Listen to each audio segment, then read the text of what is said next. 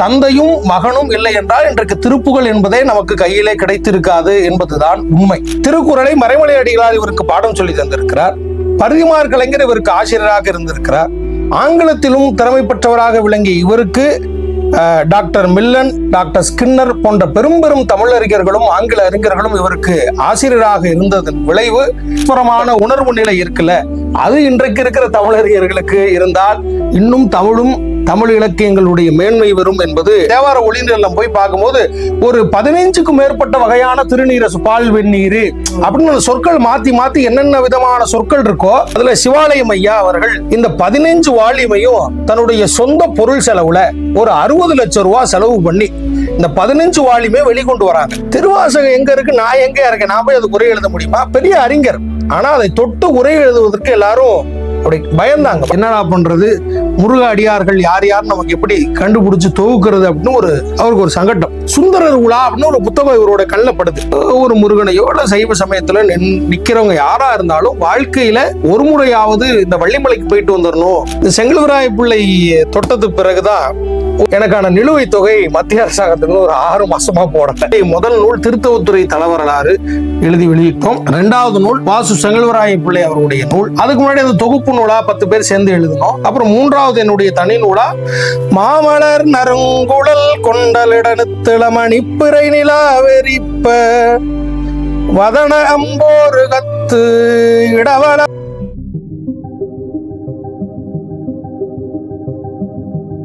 அனைவருக்கும் முதற்கண் அன்பு கலந்த வணக்கம்.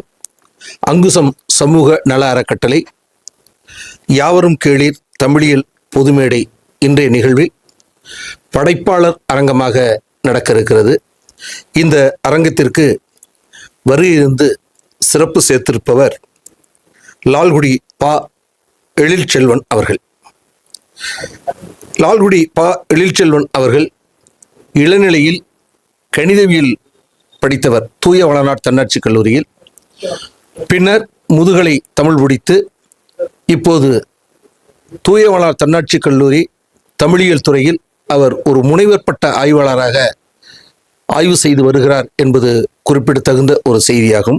மாணவர் சமுதாயம் இன்றைக்கு என்ன செய்திருக்கிறது, மாணவ சமுதாயம் கடந்த காலத்தை போல இன்றைக்கு எழுச்சியோடு இல்லையே என்கின்ற ஆதங்கத்தை மூத்த தலைமுறையினர் தொடர்ந்து சொல்லி வருகிற ஒரு சூழல் இன்றைக்கும் நிலவி வருகிற இந்த காலகட்டத்தில் எழில்செல்வன் அவர்கள் இன்றைக்கு தமிழ்நாடு அரசினுடைய சிறந்த நூலுக்கான ஒரு சிறப்பினை பெற்றிருக்கிறார். அவர் வாசு செங்கல்வராய பிள்ளை அவர்களுடைய வாழ்க்கை வரலாற்றை எழுதியிருக்கிறார். தமிழ் சமய சான்றோராக தணிகை மணியாக விளங்கக்கூடிய செங்கல்வராய பிள்ளை அவர்களுடைய வரலாற்றினை நூலாக வெளியிட்டு அதற்கு சிறப்பு சேர்த்திருக்கிறார். தமிழக அரசு அதற்கு விருது வழங்கியிருக்கிறது. இப்படி ஒரு சிறப்பினை பெற்று மாணவர் உலகத்திற்கு பெருமை சேர்த்திருக்கிறார் என்றுதான் நாம் சொல்ல வேண்டும். அப்படி சிறப்புமிக்க எழில்செல்வன் அவர்கள் இன்றைக்கு நம்முடைய கலந்து கொண்டு படைப்பாளர் அரங்கில் உரையாற்ற வருகின்றிருக்கிறார்கள். அவர்களை அங்குசம் சமூக நல அறக்கட்டளையின் சார்பில் வருக என அன்போடு வரவேற்கின்றோம். இந்த நிகழ்ச்சிக்கு வருகின்றுள்ள சான்றோர் பெருமக்களையும் ஆன்றோர்களையும் வருக என அன்போடு வரவேற்கின்றோம். இப்போது இந்த நிகழ்ச்சிக்கு பெருமை சேர்த்து கொண்டிருக்கக்கூடிய எழில்செல்வன் அவர்களுக்கு பாரதிதாசன் பல்கலைக்கழக பெரியார் விருது பெற்ற அன்பழகன் அவர்கள் இப்போது நூல் பரிசு வழங்குகிறார். நன்றி. இப்போது எழில்செல்வன் அவர்கள் தமிழ் சமய சான்றோர் தணிகைமணி வாசு செங்கல்வராய பிள்ளை அவர்கள் குறித்து அறிமுக உரையை நிகழ்த்துவார்கள். அதனைத் தொடர்ந்து தூய வளநாட் தன்னாட்சி கல்லூரியினுடைய முனைவர் பட்ட ஆய்வாளர் ரேவதி ஜேடிஆர் அவர்களும் இந்த நூல் குறித்து கலந்துரையாடலை நிகழ்த்த வருகின்றிருக்கிறார்கள். அவர்களையும் அன்புடன் வரவேற்கின்றோம். இப்போது எழில்செல்வன் அவர்கள் உரையாற்றுகிறார். அங்குசம் இதழ் தொடர்ந்து பல்வேறு விதமான ஆக்கப்பணிகளை முன்னெடுத்து வருகிறது. அந்த தொடர் நிகழ்ச்சியில் எம்மையும் அழைத்து இன்றைக்கு பேச சொல்லியிருப்பது மனதிற்கு மற்றற்ற மகிழ்ச்சியை தருகிறது மனதிற்கு. தமிழ் சமய சான்றோர் தனியமணி வாசு செங்கல்வராய பிள்ளை அவர்கள் என்கிற இந்த நூல் உருவானது என்பது ஒரு சுவாரஸ்யமான நிகழ்வு. நாங்கள் சென்னையில் ராமலிங்க பணிமன்றம், பொள்ளாச்சி மகாலிங்கனார் அவர்கள் நிறுவிய ராமலிங்க பணிமன்றத்தில் ஒரு தமிழ் சமய சான்றோர் அரங்கம் ஒன்று நடந்தது. அந்த நிகழ்ச்சிக்கு தமிழவேல் சிவாலயம் ஜே மோகனையா அவர்கள் அந்த நிகழ்ச்சிக்கு தலைமை தாங்கினார்கள். அவர்களை பற்றி சொல்ல வேண்டும் என்றால், அறிஞர் அண்ணா அவர்கள் சென்னைக்கு வந்த பொழுது அறிஞர் அண்ணா வாழ்வதற்கான வீட்டை அவருடைய தாத்தா தான், அதாவது சிவாலயம் ஜே மோகன் அவர்கள், அவருடைய தாத்தா அவர்கள் தான் அந்த இல்லத்தையே அவருக்கு வாங்கி பரிசாக அளித்தார். அந்த மரபிலே வந்த அவர் ஒரு தொழிலதிபராக இருந்தாலும் சமயப்பணிக்காக பல்வேறு விதமான ஆக்கப்பணிகளை அவர் செய்து வருகிறார். குன்றக்குடி சன்னிதானம் அவர்கள் பேசுகிற போது சொல்லுவார், அப்பளம் போல் நொறுங்குகிற புத்தகத்தை தான் சிவாலயம் மோகன் பதிப்பு செய்வார் என்று சொல்வார். அதுபோல பழைய நூல்களை, சமயம் சார்ந்த தமிழ் இலக்கியம் சார்ந்த நூல்களை மட்டும் தன்னுடைய பதிப்பு பணியாக வைத்துக்கொண்டு நிறைய ஆக்கப்பணிகளையும் இளைஞர்களையும் வளர்த்து வருகிற அவருடைய தலைமையில் ஒரு அரங்கம். அப்பொழுது மகாவித்வான் மீனா சுந்தரம் பிள்ளை, சீவை தாமோதரம் பிள்ளை, அந்த வரிசையிலே செங்கல்வராய பிள்ளை அவர்களை பற்றியும் நாங்கள் பேசுவதற்கான ஒரு வாய்ப்பு, இளையோர் அரங்கம் அது. அப்பொழுது மேடையிலே சொன்னார்கள், இந்த 10 பொழிவையும் சேர்த்து தமிழ் சமய சான்றோர் என்ற ஒரு தொகுப்பு நூலை வெளிவந்தால் நன்றாக இருக்கும் என்று அவர்கள் சொன்னார்கள். உடனே மேடையில் இருந்த நாங்கள் 10 பேரும் இணைந்து செங்கல்வராய பிள்ளை வள்ளலார் வரை எல்லாம் ஒட்டுமொத்தமாக தொகுக்கப்பட்ட ஒரு நூலை தெய்வ சேக்கிழார் விழாவில், சென்னையில் நடைபெற்ற தெய்வ சேக்கிழார் விழாவில் தவத்திரு குன்றக்குடி அடிகளார் அவருடைய திருக்கரங்களினால் வெளியிட்டு மகிழ்ந்தோம். அப்பொழுது அந்த மேடையில் சொன்னார்கள், இந்த 10 அறிஞர்களை பற்றிய இந்த நூல் அடங்கிய இந்த நூல் தனித்தனி நூலாக வர வேண்டும், அதற்கு சிவாலயம் உறுதுணையாக இருக்கும் என்று சொன்னார். அதன் முதல் முயற்சியாக வாசு செங்கல்வராய பிள்ளை அவர்களை குறித்து நான் எழுதுகிறேன் என்று அவரிடம் ஒப்புதல் தந்து, அதற்கிணங்க தேடுதல் பணியிலே நாம் ஈடுபட்டு செங்கல்வராய பிள்ளை அவர்கள் குறித்த ஒரு நல்லதொரு நூலை நாம் எழுதி முடித்து, இந்த நூலை காசி மடத்தினுடைய இளவரசராக வீற்றிருக்கக்கூடிய நமது மடத்தினுடைய இளவரசர் அவர்கள் இந்த நூலை வெளியிட்டு மகிழ்ந்தார்கள். வாசு செங்கல்வராய பிள்ளை அவர்கள் குறித்து நாம் பேச வேண்டும் என்று சொன்னால், அவரை 1883ஆம் ஆண்டு ஆகஸ்ட் மாதம் 15ஆம் தேதி இந்த மண்ணிலே அவதாரம் செய்தவர். இவர் மிக குறிப்பிடத்தக்கவர் என்பதற்கு அவருடைய தந்தையார் ஆதாரமாக இருக்கிறார். இன்றைக்கு முருக பக்தர்கள் எல்லாம் திருப்புகழ் பாடுகிறார்கள். இந்த திருப்புகழ் எப்படி ஊவே சாமிநாத ஐயர் அவர்களும் சிவை தாமோதரம் பிள்ளை அவர்களும் சங்க இலக்கியங்கள் பதிப்பு பணியா செய்யப்பட்டு அது நூலாக மாறுவதற்கு எப்படி அவர்கள் ஆதாரமாக இருந்தார்களோ, திருப்புகழ் ஏட்டுச்சுவடியில் இருந்து நூல் வடிவமாக பெறுவதற்கு வாத்தா சுப்பிரமணிய பிள்ளை தான் காரணம். அவருடைய திருமகனார் தான் நம்முடைய செங்கல்வராய பிள்ளை அவர்கள். தந்தையும் மகனும் இல்லை என்றால் இன்றைக்கு திருப்புகழ் என்பதே நமக்கு கையிலே கிடைத்திருக்காது என்பதுதான் உண்மை. அதனால்தான் வள்ளிமலை சுவாமிகள் சொல்லுவார், செங்கல்வராய பிள்ளை அவர்களுடைய வீட்டை அது திருப்புகழ் தாய் வீடு என்று சொல்லுவார். அத்தகைய அளவிற்கு உயர்ந்த தலமாக அவர்களுடைய வாழ்ந்த வீடே மதிக்கப்பட்டது. அந்த மரபிலே தோன்றியவர் தென்னார்காடு மாவட்டத்தில் மஞ்சக்குப்பம் என்கிற ஊரிலே பிறந்தார். எம்ஏ தமிழ் பயின்றவர். அவர் படிக்கிற போதே மிகவும் திறமையானவராகவும் ஆங்கிலத்திலும் சமஸ்கிருதத்திலும் ஆழங்கால் பட்டவராகவும் அவர் விளங்கினார். ஒரு மாணவன் முன்னுக்கு வரான் அப்படின்னா அந்த மாணவனுக்கு பாடம் எடுத்த வாத்தியாரங்க கெட்டிக்காரனா இருந்தா அந்த மாணவன் இன்னும் கொஞ்சம் நல்லா சமுதாயத்துல முன்னேறுவாங்கிறது உண்மை. இவருக்கு பாடம் எடுத்தவங்களா யார் அப்படின்னா, பள்ளிக்கூடம் படிக்கிற வயதுல இவருக்கு பாடம் எடுத்தவர் ஊவே சாமிநாத ஐயருக்கு எழுத்து இலக்கணம் சொல்லி கொடுத்த ராகவையா இவருக்கு பாடம் எடுத்திருக்கார். திருக்குறளை மறைமலை அடிகளார் இவருக்கு பாடம் சொல்லி தந்திருக்கிறார். பரிதிமார் கலைஞர் இவருக்கு ஆசிரியராக இருந்திருக்கிறார். ஆங்கிலத்திலும் திறமை பெற்றவராக விளங்கிய இவருக்கு டாக்டர் மில்லன், டாக்டர் ஸ்கின்னர் போன்ற பெரும் பெரும் தமிழறிஞர்களும் ஆங்கில அறிஞர்களும் இவருக்கு ஆசிரியராக இருந்ததன் விளைவு அவர் எம்ஏ படிக்கிற பொழுது தங்கப்பதக்கம் வாங்குகிற அளவுக்கு அவரை உயர்த்தியது என்று சொன்னால் அந்த ஆசிரியருடைய பெருமையை நாம் பார்க்க முடிகிறது. ஆனால் அவர் தன்னுடைய வாழ்க்கை வரலாற்று குறிப்புகளிலே ஒரு குறிப்பை பதிவு செய்கிறார். எனக்கு முதல் ஆசிரியர் என்னுடைய அண்ணன் தான்.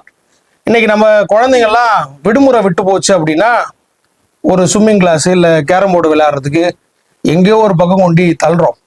ஆனா ஒரு 16 வயது கொண்ட செங்கல்வராய பிள்ளை அவர்களுக்கு அவங்க அண்ணன்ட்ட யாப்பிலக்கணம் படிச்சு அப்பயே ஒரு பாட்டை எழுதி காமிக்கிற அளவுக்கு 16 வயசுல திறமையானவராக இருந்திருக்காருன்னா அவருடைய தமிழ் ஆளுமையும் அந்த தமிழ் மீது கொண்ட காதலும் நமக்கு இந்த இடத்துல புரியுது.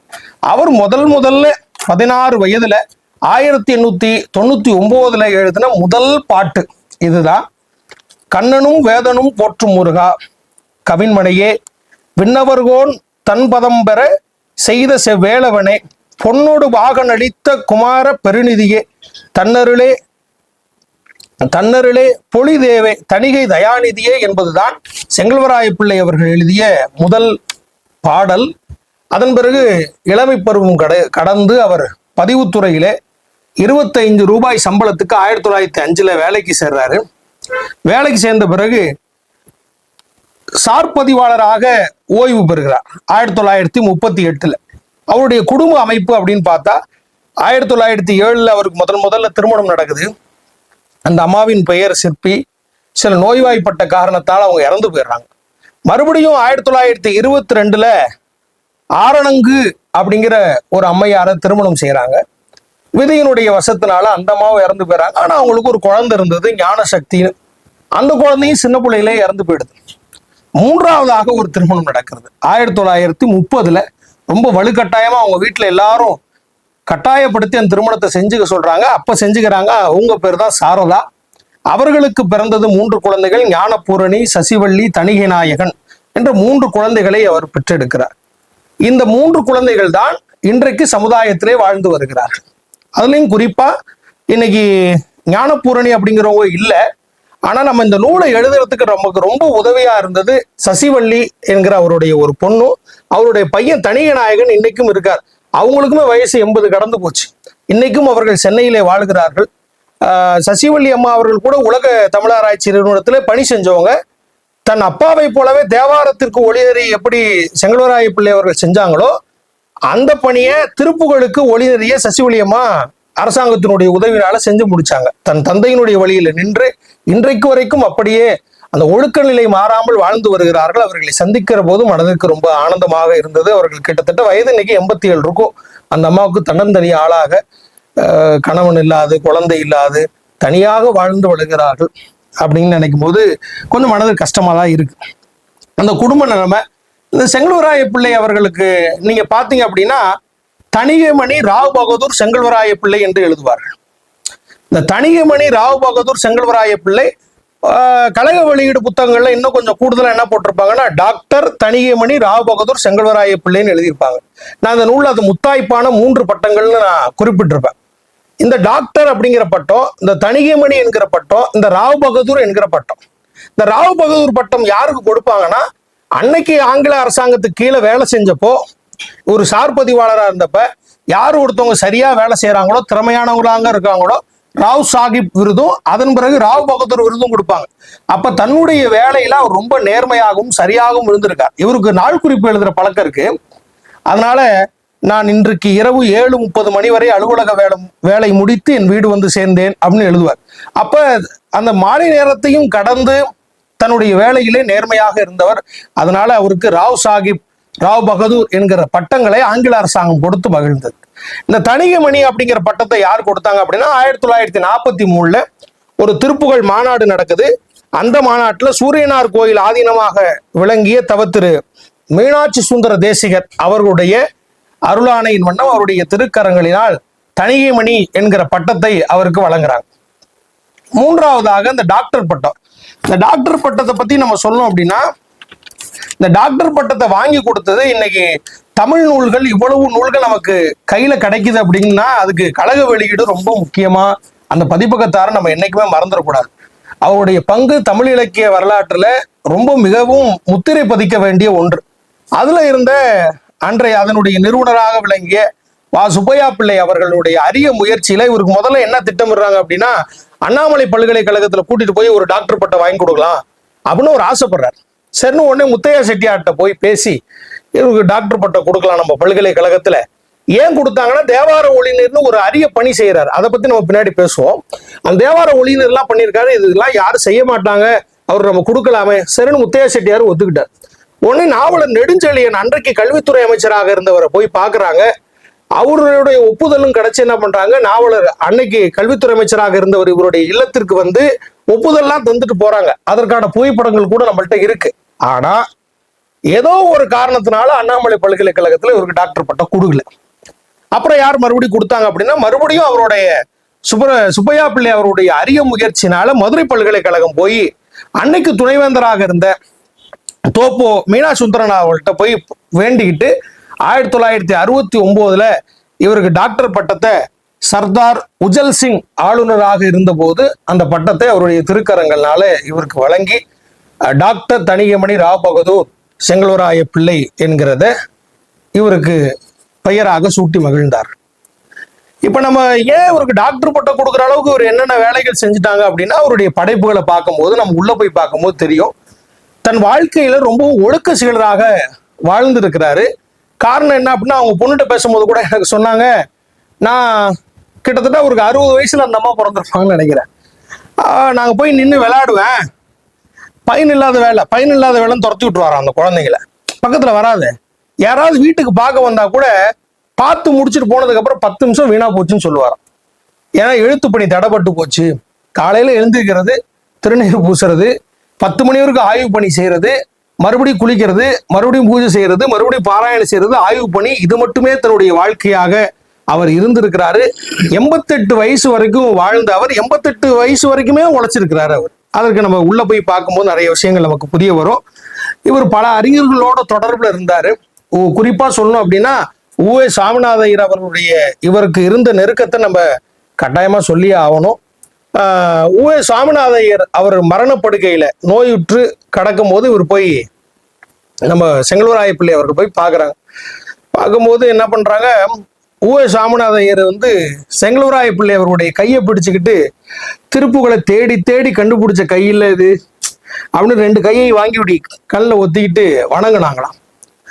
உடனே இவர் என்ன செஞ்சாரு, கால் மாட்டில் போய் சங்க இலக்கியங்களை தேடி தேடி பதிப்பிச்ச காலில் இது அப்படின்னு சொல்லி காலில் விழுந்து கும்பிட்டாராம்.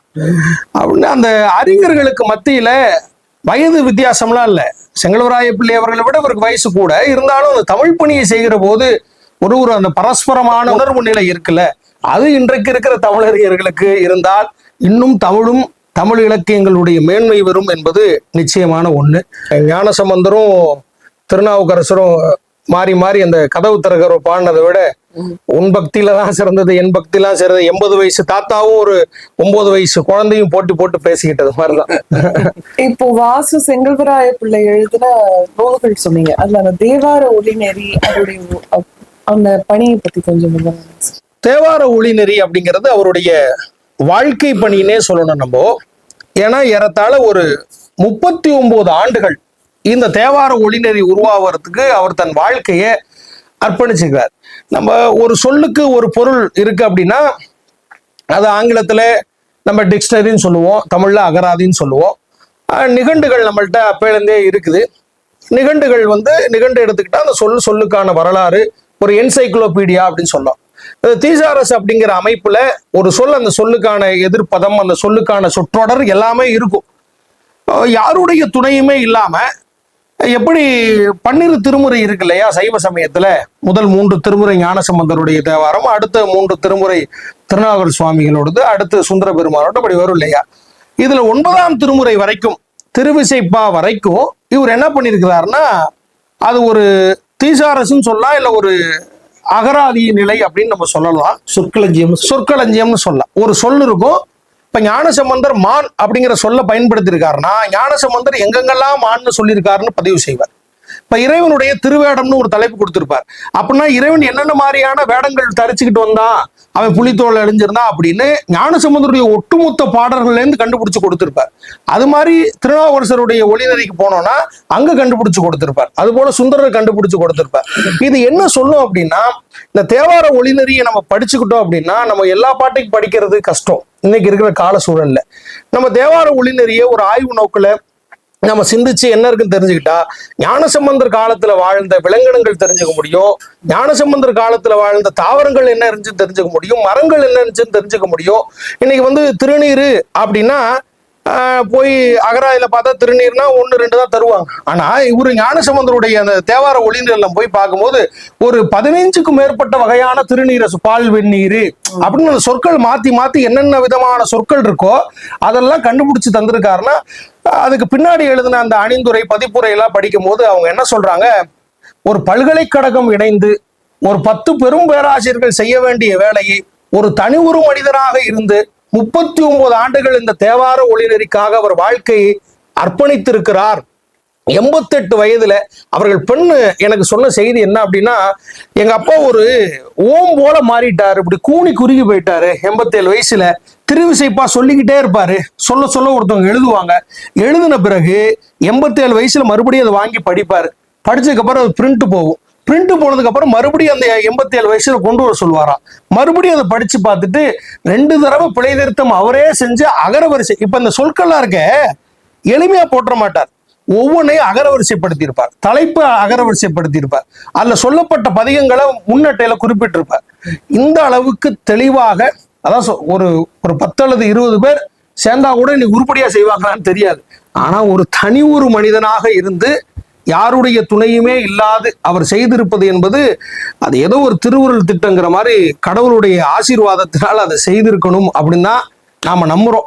அதனால அவருக்கு டாக்டர் பட்டம் கொடுத்துருக்காங்க. அப்படிங்கும் போது அந்த உயர்வு டாக்டர் பட்டத்துக்கு மேல அது உழைப்பு. ஆனா இன்னைக்கு உலகியல் வாழ்க்கையில் அது பெருசு. அந்த டாக்டர் பட்டம் கொடுத்தவரை கௌரவித்திருப்பது மிகவும் பொருத்தமான ஒன்றாதான் நாம் பார்க்கணும். இப்ப நம்ம தொழில்நுட்ப வளர்ச்சி இன்னைக்கு இருக்கு. நம்ம ஒரு விஷயத்த தேடுறதுன்னா சர்ச் பார்ல போய் இப்படி கம்ப்யூட்டர்ல கொடுக்குறோம் வைக்கிறோம். ஆனா மேனுவலா அவர் முழுக்க முழுக்க மேனுவலா அவரே உட்கார்ந்து பார்த்து எழுதி, அப்ப அந்த காலகட்டத்துல எந்த அளவுக்கு மின்சார வசதி இருந்தது, அவர் எப்படி அதை எழுதினாரு, அதெல்லாம் புரியுது. எவ்வளவு கஷ்டப்பட்டு அந்த வேலையை செஞ்சப்ப. இப்போ இவர் எழுதின நூல்கள் மொத்தம் எத்தனை, அதுல என்னென்ன இருக்குன்னு கொஞ்சம் சொல்லுங்க. அதுக்கு முன்னாடி இந்த அகராதி பணி இருக்குதே, அது ரொம்ப ஒரு கடுமையான பணி. இந்த ஸ்வஸ்தா அப்படின்னு ஒரு அகராதியில் அறிஞர் சொல்றாரு, ஒருவருக்கு கடுமையான தண்டனைகள் தர வேண்டுமெனில் சிறை தண்டனை கொலை தண்டனையை விட கொடுமையான தண்டனை அவரை அகராதி பணியில் ஈடுபடுத்துவது. ஒரு அகராதி தயாரிக்க சொல்லுங்க, அதை விட கொடுமையான விஷயம் எதுவுமே இல்லைன்னு ஒரு அகராதியில் அறிஞர் சொல்றார். அப்ப செங்கலூராய பிள்ளை பாருங்க, இப்போ குடும்பத்தை தியாகம் பண்ணியிருக்கணும் எல்லாத்தையும். அதான் அவங்க பொண்ணு சொல்றாங்களே, தேவையில்லாத என் பக்கத்துல வருது பாரு, இதெல்லாம் துரத்தி விடுவாராம். அந்த சின்ன பிள்ளைக்கு என்ன தெரியும், தேவையில்லாத வருது போ போ அப்படின்னு துரத்து வரான். பக்கத்திலேயே வச்சுக்க மாட்டாங்க எங்க அப்பா அப்படின்னு இப்ப வருத்தப்பட்டு பேசுறாங்க. ஏன்னா அவருக்கு 60, இந்த அம்மா 2 வயசு 3 வயசு குழந்தை, தள்ளி தான் விடுவாரு. அந்த அளவுக்கு அந்த ஞான நிலையில இருந்து அதை செய்து முடித்து இருக்கிறார். அவர் எழுதின மற்ற நூல்கள் கேட்டாங்க. தேவார ஒளிநெறி அப்படிங்கிறது அவருடைய வாழ்க்கை பணி, அதுல மாற்று கருத்தே இல்லை. ஆனா எனக்கு என்ன ஒரு பிரமிப்புனா, அதை மட்டுமே கிடையாது, அது உள்ள போய் அவருக்கு தேடும் போது அவர் எவ்வளவு நூல்கள் பண்ணியிருக்கிறார் அப்படின்னா, இந்த துதி நூல்கள் அப்படின்னு இருக்கு. இந்த பாட்டு பாடி கடவுளுக்கு தோத்திர பாடல்கள் இருக்கிற துதி நூல்கள், அது மட்டுமே ஏறத்தாழ நமக்கு திருத்தணிகை பிள்ளைத்தமிழ், தணிகைநாதர் பல்லாண்டு, தணிகை பதிகம், தணிகை தசாங்கம், வடற்கதிர்காம முருகன் அந்தாதி, தணிகை நவரத்ன மாலை, திருத்தணிகேசர் எம்பாவாய், திருத்தணிகேசர் திருப்பள்ளி எழுச்சி, மஞ்சைப்பாட்டு, வேள்பாட்டு, வள்ளிக்கிழவர் வாக்குவாதம், அன்னைப்பத்து, இப்படின்னு பாத்தீங்க அப்படின்னா அந்த துதி பாடல்கள்ல மட்டுமே 28 நூலை செஞ்சிருக்கிறார். அப்புறம் அவரு துதிப்பாடல்கள் மட்டுமல்ல, பதிப்பு பணியையும் செஞ்சிருக்கிறார்.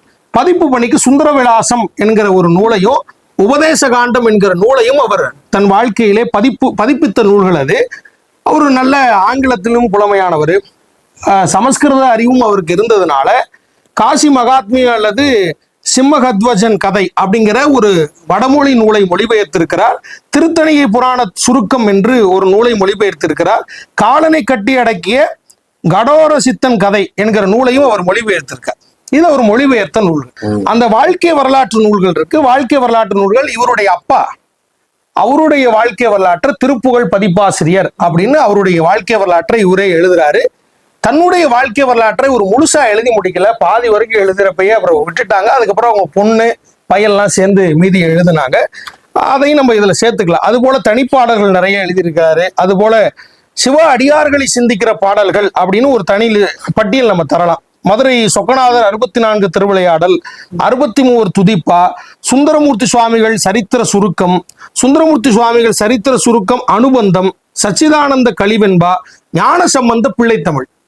ஞானசம்பந்த பிள்ளைத்தமிழ்ல என்ன ஒரு சுவாரஸ்யம்னா, ஒரு பிள்ளைத்தமிழுக்கு 10 பாடல்கள் இருக்கும், 10 பருவம் 10 பாடல்கள் இருக்கும். ஆனா இதுல ஒரு அற்புதமாக எப்படி இருக்கும் அப்படின்னா, ஒரு பருவத்துக்கு ஒரு பாட்டு தான் இருக்கும். காப்பு பருவம் ஒரு பாட்டு, செங்கீரை பருவம் ஒரு பாட்டு, தாளப்பருவம் ஒரு பாட்டு, வருகை பருவம் ஒரு பாட்டு. இவர் ஞானசம்பந்தர் பிள்ளைத்தமிழ் மட்டுமே நான் தேடி அலைஞ்சேன், எனக்கு கிடைக்கல. கடைசியில பார்த்தா அதை 4 அறிஞர்கள் சேர்ந்து செஞ்சிருக்கிறாங்க. சுந்தரருக்கு ஒருத்தர் 10 பாட்டு எழுதி சுந்தரர் பிள்ளை தமிழ சேர்த்து ஒரு தொகுப்பு நூலா போட்டிருந்தாங்க. அதுல இவரோடது இடையில இருந்தது. ஆனா ஒரு பருவத்துக்கு ஒரு பாட்டு தான் செஞ்சிருப்பாங்க. அப்படி ஞானசம்பந்த பிள்ளை தமிழை இவர் எழுதினாரு. திறனாய்வு நூல்கள் எழுதியிருக்கார். இந்த அருணகிரிநாத சுவாமி இருக்காரு, அருணகிரிநாத சுவாமி அந்த அவருடைய கால ஆண்டுகளை சரியான விதத்துல கணிச்சு சொன்னது நம்ம செங்கலூராய பிள்ளை அவர்கள் தான். முருகரும் தமிழும் என்று எல்லாரும் படிக்க வேண்டிய ஒரு நூல் அருணகிரிநாதர் வரலாற்று நூல் ஆராய்ச்சி என்பது இவர் எழுதினதுதான். திருக்கோவையார் உரைநடை, திருமந்திர ஆராய்ச்சி ஒப்புமை பகுதி என்கிற நூலையும் அவர் செஞ்சிருக்கார். அப்புறம் உரைநடை நூல்கள் அப்படின்னு வசனமா இருக்கக்கூடிய திருப்புகளுக்கு உரை செஞ்சார். அதுக்கப்புறம் முருகவேள் பன்னீர் திருமுறை, எப்படி தேவார ஒளிநெறி இவருக்கு ரொம்ப முக்கியமோ அதே போல முருகவேள் பன்னீர் திருமுறை ரொம்ப முக்கியம். அப்புறம் ஒளிநெறி கட்டுரை, மொத்தம் அது 15 நூல். இந்த ஒளிநெறி பத்தி சொல்லும் போது, ஒளிநெறி நூல்கள் செய்யறாரு இல்லையா, இப்ப சம்பந்தமூர்த்தி சாமிகளுக்கு ஒளிநெறி செய்யறார்.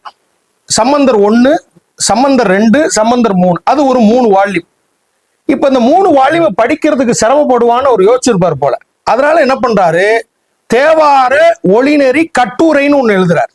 இந்த 3 வால்யூம் வெளிவரத்துக்கு முன்னாடியே அந்த 3 வால்யூம்ல இருக்க சாரத்தை மட்டும் எடுத்து 3 படிக்க முடியாதவன் இதையாவது படித்து தெரிஞ்சுக்க அப்படின்னு தேவார ஒளிநெறி கட்டுரை சம்பந்தர். அப்புறம் சுந்தரமூர்த்தி சுவாமிகளுக்கு ஒளிநெறி வரத்துக்கு முன்னாடி தேவார ஒளிநெறி கட்டுரை சுந்தரர், அப்புறம் தேவார ஒளிநெறி கட்டுரை அப்பர், தேவார ஒளிநெறி கட்டுரை திருவாசகம், திருவிசைப்பா ஒளிநெறி கட்டுரை, திருக்கோவையார் ஒளிநெறி கட்டுரை. இப்படி அந்த ஒளிநெறி நூல் வருவதற்கு முன்பாகவே ஒளிநெறி கட்டுரை என்ற ஒரு மனதுல முக்கியமாகப்பட்ட எல்லா செய்தியும் அங்கங்க தொட்டு காமிச்சு அழகா எழுதுவார். அதுவே இன்னைக்கு தமிழக அரசாங்கம் அறநிலையத்துறை இந்த ஒளிநெறி கட்டுரையை மட்டும் பதிப்பிச்சுட்டு இருக்கிறாங்க. ஒளிநெறி பதிப்பிக்க முடியாததுக்கு என்ன காரணம் அப்படின்னா, செய்யணும், அது ரொம்ப கடினமான வேலை. நீங்க இந்த 15 வால்யூமை சேர்த்தீங்கன்னா 8000 பக்கம் வரும். அந்த நம்பர் போட்டு நம்பர் சீரிஸ் என்றது இருக்கா, அதுவே ஒரு தலைவலியான வேலை. இப்போ சைவ சித்தாந்த மாநாடு SRM பல்கலைக்கழகத்தில் நடக்க போகுது. அதுல சிவாலயம் ஐயா அவர்கள் இந்த 15 வால்யூமையும் தன்னுடைய சொந்த பொருள் செலவுல ஒரு 60 லட்சம் ரூபாய் செலவு பண்ணி இந்த 15 வால்யூமே வெளிக்கொண்டு வராங்க. ஒரு பெரிய பணி அது. அதுக்கு ப்ரூஃப் ரீடிங் பார்த்து அக்காலா உதவி செஞ்சாங்க. ப்ரூஃப் பார்த்து எங்களுக்கே இவ்வளவு தலைவலி, அதை பாக்குறதுக்குள்ள மண்டை வெடிச்சு போய், ஏன்னா நம்பர் 1 விட்டு போனாலும் 3 8 மாறிடும், 8 4 மாறிடும், குட்டி குட்டி நம்பரா இருக்கும். அதை பாக்குற எங்களுக்கே இவ்வளவு தலை சுத்துதுன்னா எழுதுன அவருக்கு எப்படி சுத்தி இருக்கும்? எந்த கம்ப்யூட்டர் வசதியுமே இல்லாத செஞ்சிருக்காருன்னா இதெல்லாம் இன்னும் பிரமிப்பு தகுந்த வகையில தான் இருக்கு. அப்புறம் ஒரு பிறமொழி அறிவு உள்ளதுனால இவர் MA படிக்கும் போது இப்போ ப்ராஜெக்ட் எழுதுறோம், கோயில் தலைவரலாறு அப்படிலாம் எழுதுறோம் இல்லையா, அப்படிலாம் எழுதாம history of Tamil prose literature அப்படின்னு ஒரு ஆய்வு கட்டுரை சமர்ப்பிச்சு அதை பின்னாடி ஒரு நூலாகவும் ஆங்கில நூல் எழுதுறார். இது நம்ம இன்னைக்கு உரைநடை குறித்து ஆய்வு செய்கிற எல்லாருக்கும் இந்த நூல் பயனுள்ளதா இருக்கும். நம்ம அதில் போய் பார்த்தோம்னா அதுல அற்புதமான விஷயங்கள்லாம் நிறைய இருக்கு. திருத்தணி முருகன் குறித்து தான் ஐயா அவர் ஒரு பாட்டுடைய தலைவன் மாதிரி வச்சுக்கிட்டு தான் இவர் எல்லா இலக்கியங்களையும் படிக்கிறார் இல்லையா.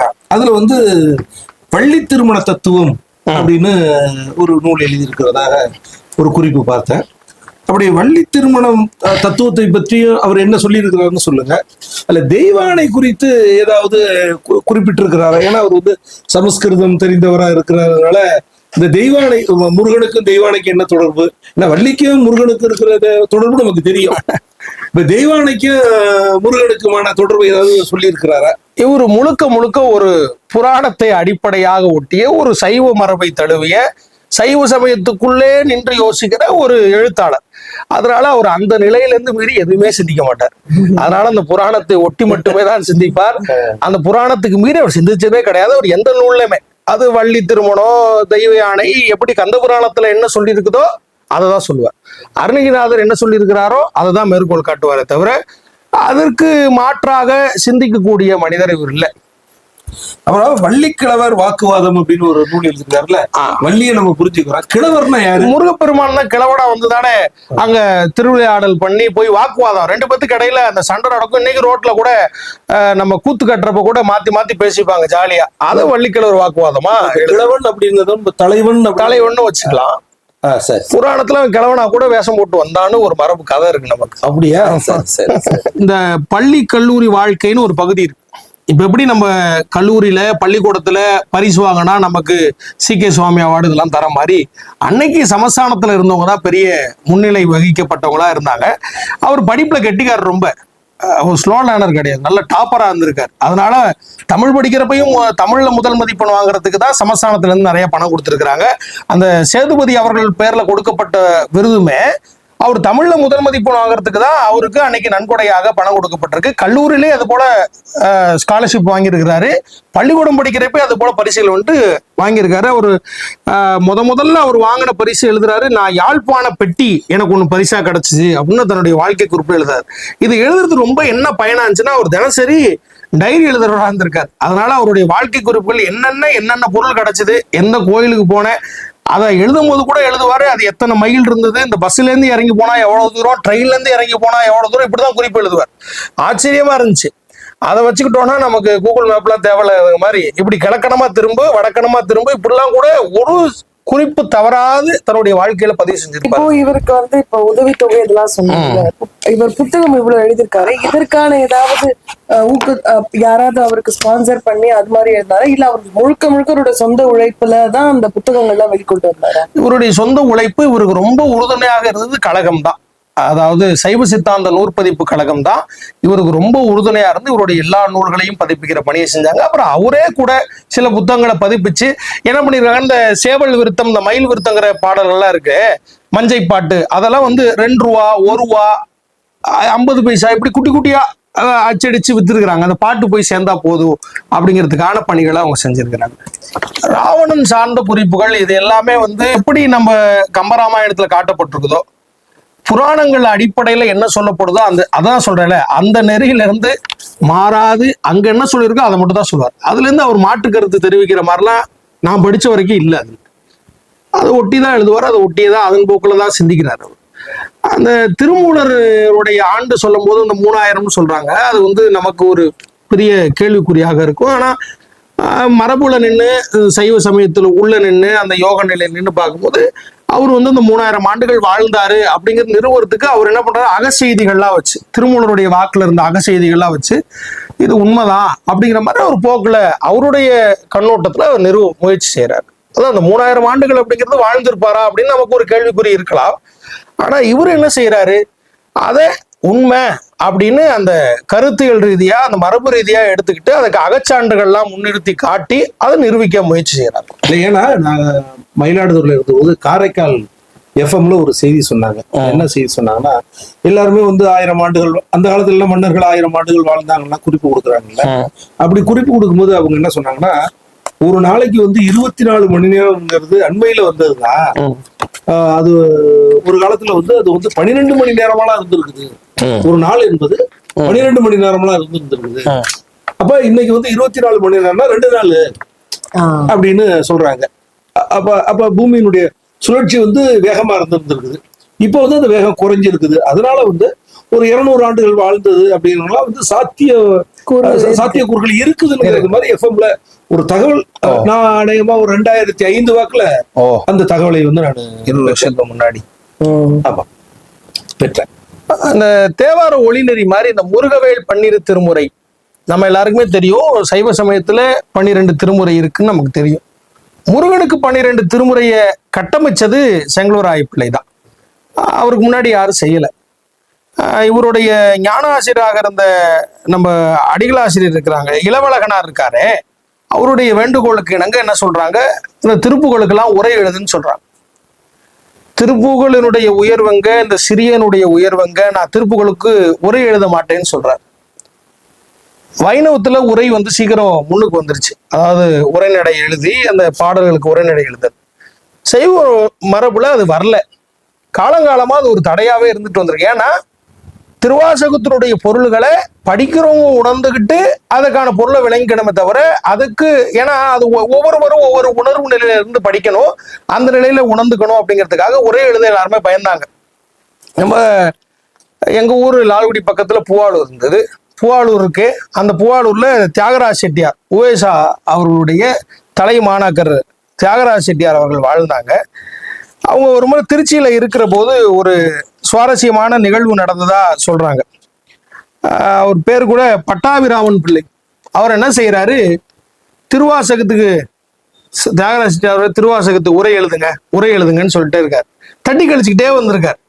ஒரு நாள் இந்த காவிரி ஆற்று பாலத்துக்கிட்ட நடந்து போகும்போது அவரை கூப்பிட்டு, தியாகராஜ செட்டியார் கூப்பிட்டு, உரை எழுதுனீங்களா இல்லையா அப்படின்னு கேட்டோன்னே, இன்னமே மறுபடியும் ஒரு தடவை உரை எழுதினியான்னு கேட்டீங்கன்னா இந்த காவிரி விழுந்து செத்து போயிருவேன் நானு, இனிமே அப்படின்னு கேட்க கூடாது அப்படிங்குமே, திருவாசகம் எங்க இருக்கு, நான் எங்க இருக்கேன், நான் போய் அதுக்கு உரை எழுத முடியுமா? பெரிய அறிஞர்.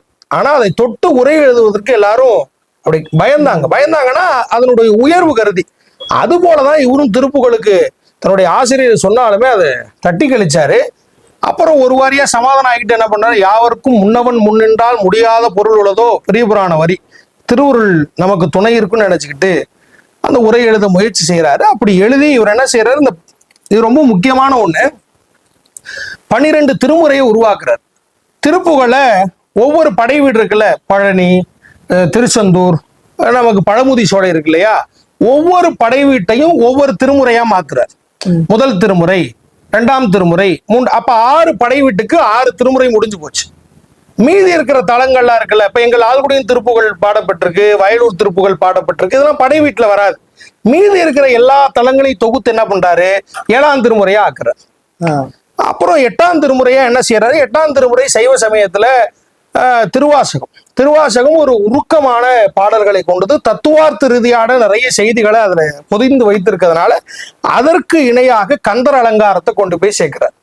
அடுத்து திருக்கோவையார் இங்க 8ஆம் திருமுறை தான் வரும். திருக்கோவையார் ஒரு அகத்துறை நிறைந்த பாடல். அதற்கு தகுந்தாப்புல இங்க கந்தரந்தாதியை கொண்டு போய் 8ஆம் திருமுறையோட கந்தர் அலங்காரம், அதோட கந்தரந்தாதி, இந்த ரெண்டையும் சேர்த்து 8ஆம் திருமுறையா மாத்துறார். 9ஆம் திருமுறை இசையோடு பாடக்கூடியது. சைவ சமயத்துல திருவிசைப்பான்னு பேர் அதுக்கு. அப்ப இங்க என்ன பாட முடியும் அப்படின்னா, திருவகுப்பு நல்ல பீட் போட்டு நல்ல சந்த நயத்தோட பாட முடியும். அதை கொண்டு போய் சேர்க்கிறார். 10ஆம் திருமுறை மந்திரங்கள் நிறைந்தது, திருமூல திருமந்திரம். அதற்கு இணையாக கந்தர் அனுபூதியை கொண்டு போய் 10ஆம் திருமுறையா மாத்துறார். 11ஆம் திருமுறையாக நமக்கு திருமுருகாட்டுப்படை, இந்த கந்தர் கலிவெண்பா, எல்லா அடியார்களும் பாடி இருக்கிறத, இதுவரைக்கும் அருணகிரிநாதர் பாடினதாக இருந்தாலும் அதன் பிறகு வர்றது எல்லா அடியார்களும் பாடி இருக்கிறது தொகுத்து. ஏன்னா நீங்க அங்க போய் 11ஆம் திருமுறை பாத்தீங்க அப்படின்னா நமக்கு 9ஆம் திருமுறை 9 பேர், 11ஆம் திருமுறையை 12 பேர் பாடியிருப்பாங்க சைவ சமயத்துல. அப்ப இங்கேயும் பல அடியார்கள் எழுதுன்னு நம்ம ஒண்ணு சேர்த்து தொகுக்கலாம் அப்படின்னு சொல்லி 11ஆம் திருமுறையா மாத்துறாரு. 12ஆம் திருமுறை அங்க பெரிய புராணம், அது அடியவர்கள் பற்றிய புராணம், அது கடவுள் பற்றிய புராணம் அல்ல, அடியவர்கள் பெருமையை சொல்லி மண்ணில் பிறந்தவர்களும் தெய்வமாக முடியும் என்பதற்கான சான்றாக இருக்கக்கூடிய பெரிய புராணம். அதற்கு இணையாக இங்க ஒரு புராணம் வரணும்னு அவருக்கு ஆசை.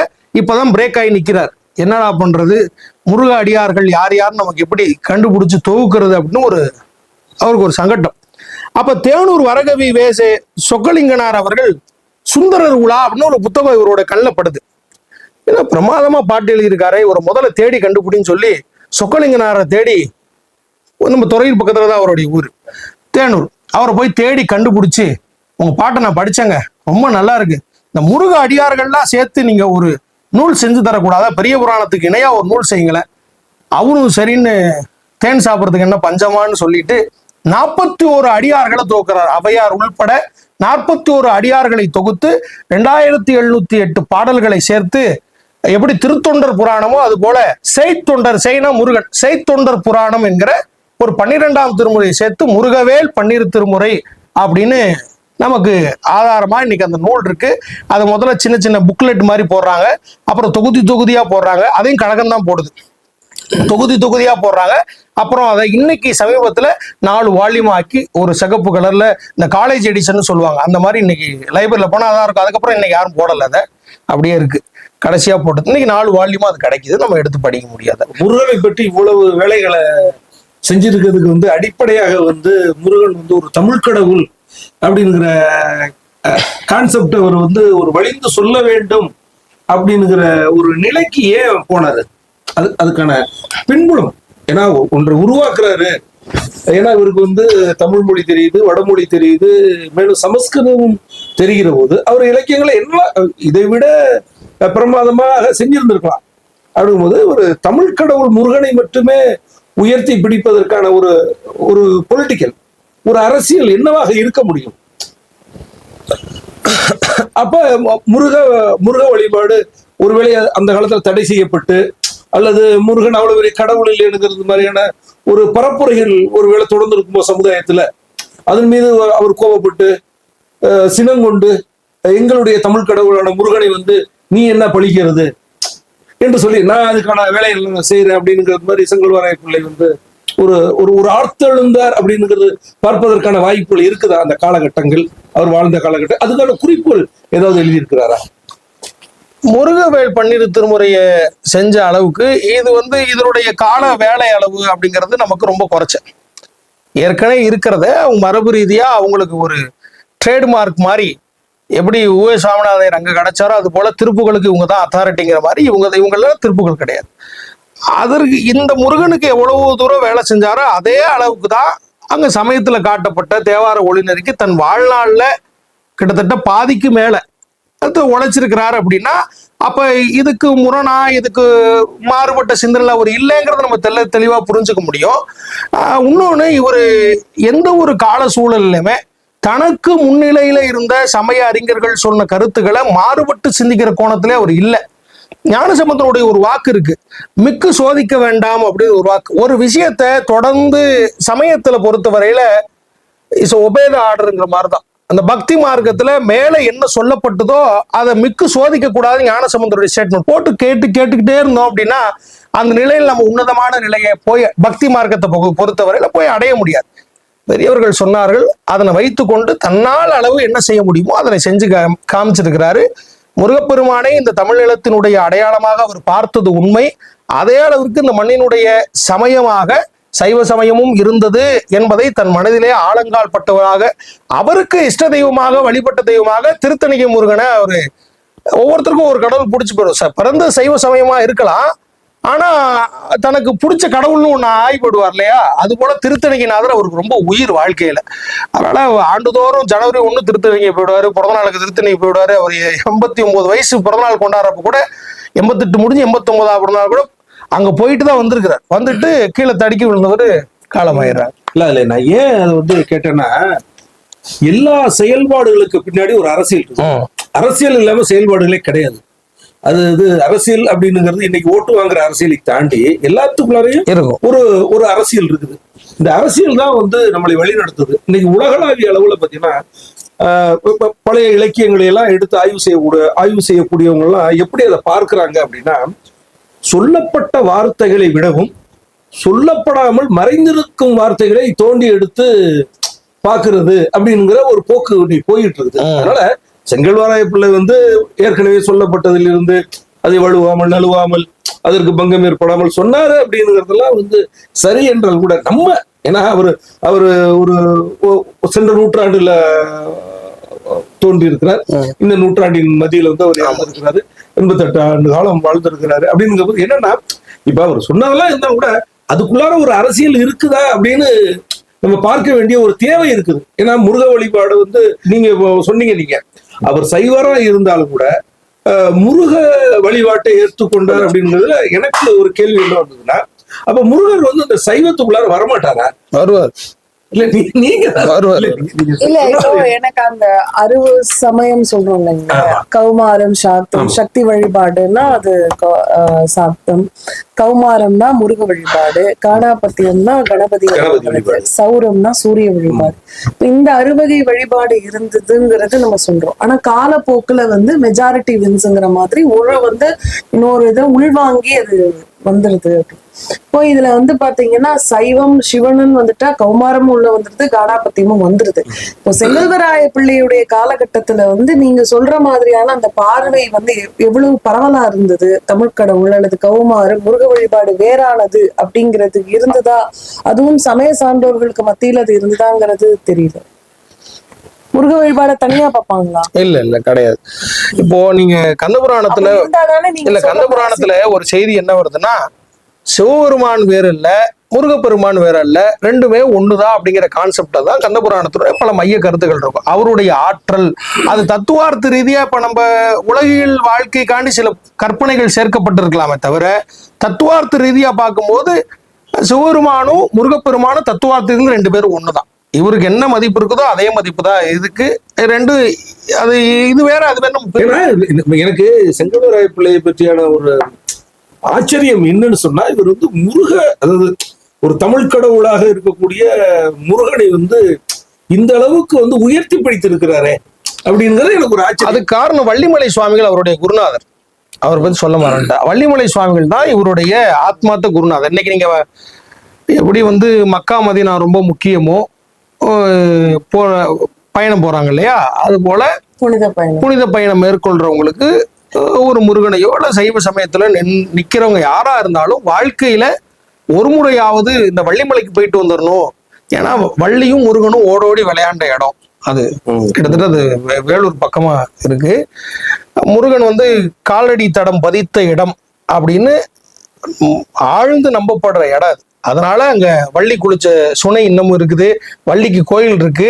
அந்த வள்ளிமலையில வள்ளிமலை சுவாமிகளுடைய சமாதி கூட இருக்குது. வள்ளிமலை சுவாமி தான் இவருக்கு ரொம்ப குருநாதர். இவரு நிறைய நேரத்துல சில பாடல்கள் அவர் எழுத சொல்லியே ஒரு நிறைய பாடல்கள் எழுதி வெளியிட்டிருக்கிறார். வள்ளிமலை சுவாமிகளோட வந்து ஒரு ஆத்மார்த்த குருநாதர் மாதிரி அவருடைய பேச்சுக்கு எனக்கு நிறைய பாடல்கள் செஞ்சிருக்காரு முருகன் மேல. இப்ப இவரோட வாசு செங்கல்வராய பிள்ளையினுடைய இந்த வாழ்க்கை வரலாறு புத்தகம் பண்ணிருக்கீங்க. இதுக்கு முன்னாடி உங்களுக்கு முன்னாடி இந்த புத்தகம் வாழ்க்கை வரலாறு இவரோட தொகுத்து எழுதியிருக்காங்களா? தொகுத்து வாசு செங்கல்வராய பிள்ளை வந்து பாதி எழுதினார். அவருடைய வாழ்க்கை அவரே எழுதினாரு. அவருடைய மீதிய அவருடைய மகள்கள் அந்த அவங்க அமெரிக்கால இருக்கிறாங்க, ஒருத்தவங்க இப்ப காலமாயிட்டாங்க, அவங்க சசிவலி அம்மா அவருடைய பையன் 3 பேர் சேர்ந்து மீதிய அவருடைய வாழ்க்கை குறிப்புகளை வச்சுட்டு எழுதினாங்க. இது அது வந்தது எப்ப இருக்கும்? என்ன ஒரு 20-25 ஆண்டுகளுக்குள்ளதான் இருக்கும். அப்போ அந்த 25 ஆண்டுகளுக்குள்ள இந்த வாசு செங்கல்வராய பிள்ளைங்கிறது வந்து ஒரு இலக்கிய உலகத்துல இவருடைய இதை பத்தின எந்த குறிப்பும் இல்லை. நீங்க தான் இதை வந்து முதல்ல பண்ணிருக்கீங்க. அப்புறம் நம்ம உலக தமிழராட்சி நிறுவனம் என்ன பண்ணுது, அந்த ஒவ்வொரு தமிழர்கள் குறித்து ஒரு நூல் போட்டாங்க. வாசு செங்கல்வராய பிள்ளை அவர்கள் குறித்து போட்டுக்கிறாங்க. வாழ்க்கை வரலாறா எழுதாம அவருடைய உரைத்திறன், உரைநயம் அதெல்லாம் பண்ணி அவர் படைப்புகள் மட்டுமே ஆய்வு செஞ்சு போட்டுக்கிறாங்க. வாழ்க்கை வரலாறுங்கிறது ஒரு 4-5-10 பக்கத்துக்குள்ள முடிஞ்சிடும். இது ஒட்டுமொத்த ஆவணமா இருக்கும் அவருக்கு. இப்போ நீங்க இந்த புத்தகம் வந்து 25 வருட காலம் இலக்கிய வெளியில வந்து வெற்றிடமாக வாசு செங்கல்வராய பிள்ளை அவர்களை பத்தின எந்த பதிவுகளும் இல்லாம, அவங்க குடும்பத்தை தாண்டி எந்த பதிவுகளும் இல்லை, அவருக்கு பிறகான அந்த படைப்புகளும் நின்று இருக்கு. நீங்க சொல்ற அந்த கழக வெளியிடுமே இவரை பத்தின எந்த ஒரு புத்தகமும் போடல. அந்த 25 வருட கால இடைவெளியில நீங்க இப்போ வந்து அந்த தமிழ் சொன்னீங்க இல்லைங்களா, தமிழ் சமய சான்றோர்களை பத்தி போட்டோம், அதுலயும் நீங்க குறிப்பா அவரோட எடுத்து பண்ணிருக்கீங்க. அந்த ஒரு உந்துதல்ல நீங்க அந்த புத்தகமா போட்டிருக்கீங்க. இப்ப இந்த புத்தகத்துக்கு வந்து தமிழ் வளர்ச்சித்துறையில இருந்து அந்த சிறந்த நூலுக்கான விருது கொடுக்கும்போது நீங்க அதை எப்படி உணர்ந்தீங்க?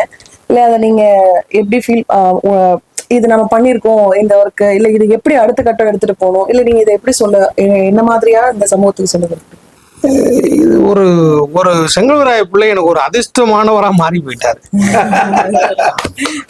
ஏன் அப்படின்னா, இந்த செங்கல்வராய பிள்ளை தொட்டதுக்கு பிறகுதான் ஒரு தமிழக அரசு நமக்கு ஒரு விருது தந்தது. இந்த தேவார ஒளிநெறிக்கான பணிகளை செஞ்சுட்டு இருக்கும் போது எனக்கான நிலுவைத் தொகை மத்திய அரசாங்கத்துக்கு ஒரு 6 மாசமா போடல. மன உளைச்சலோட தேவார ஒளிநெறி வேலையை செஞ்சுட்டு இருந்தேன். 6 மாசமா போடலையே, பெரிய படமாச்சே, போடல. திடீர்னு ஒரு இரவு 9 மணிக்கு வேலை செஞ்சுட்டு இருக்கும்போது ஒரு 40 மெசேஜ் வருது, எனக்கு SMS வருது. அப்படின்னா பணம் போட்டான்னு அர்த்தம். நினைச்சு பார்க்க முடியாத ஒரு படம் அது. அதை போட்டுட்டு ஒரு 5 லட்சம் ரூபா டக்குன்னு விழுந்தது. தேவார ஒளிநெறிக்கு செங்கலவராய பிள்ளை கொடுக்குற ஆசீர்வாதம் நினைச்சுக்கிட்டேன் நான். செங்கலவராய பிள்ளையை தொட்டதுக்கு பிறகுதான் ஒரு விருது, ஒரு பணம், ஒரு புகழ், நான் ஒரு ஆழ்ந்த நம்பிக்கை உள்ளால் பெரியவர்களுடைய ஆசீர்வாதம் அவங்கள தொடுகிற போது நமக்கு நிச்சயம் நமக்கு அவங்க எங்கேயாவது இருந்து நம்மளை ஆசீர்வதிச்சுட்டே இருப்பாங்கன்னு ஒண்ணு. அதனால நான் என்ன செஞ்சேன், எனக்கு ஒரு 50,000 ரூபாய் கொடுத்தாங்க இல்லையா, எனக்கு கொடுத்த அந்த 50,000 ரூபாய் தொகையில இன்னைக்கு அவங்க பொண்ணு சசிவலியம்மா இருக்கிறாங்க. அது வந்து செங்கலவராய பிள்ளைக்கு நான் ஒரு நன்றி கடன் செலுத்தணும்னு சொல்லி ஒரு 20,000 ரூபாய் எடுத்துக்கொண்டே அவங்கள்ட்ட கொடுத்துட்டு காலில் விழுந்து ஆசீர்வாதம் வந்தேன் நான். இப்போ நீங்க எழுதின புத்தகங்கள்ல வந்து இது எத்தனாவது புத்தகம்? இது என்னுடைய 3வது புத்தகம். ஒரு முதல் நூல் வந்து நான் திருத்தவத்துறை தலவரலாறு எழுதி வெளியிட்டேன். எங்க ஊர் கோயிலை பத்தின ஒரு சின்ன நூல். நாங்கள் ஆண்டுதோறும் இசை விழா நடத்துவோம். ஒரு கோயில் இயங்கணும் அப்படின்னா அந்த கோயிலுக்கு நான் மரபு ரீதியா இயங்கணும் அப்படின்னா ஒரு தமிழ் பாடுகிற ஒரு ஓதுவார், ஒரு ஆச்சாரிய சிவாச்சாரியார், ஒரு தமிழ் நாதஸ்வர கலைஞர்கள், இவர்கள்லாம் ரொம்ப முக்கியமான ஒரு கோயில் செயல்பாட்டுக்கு.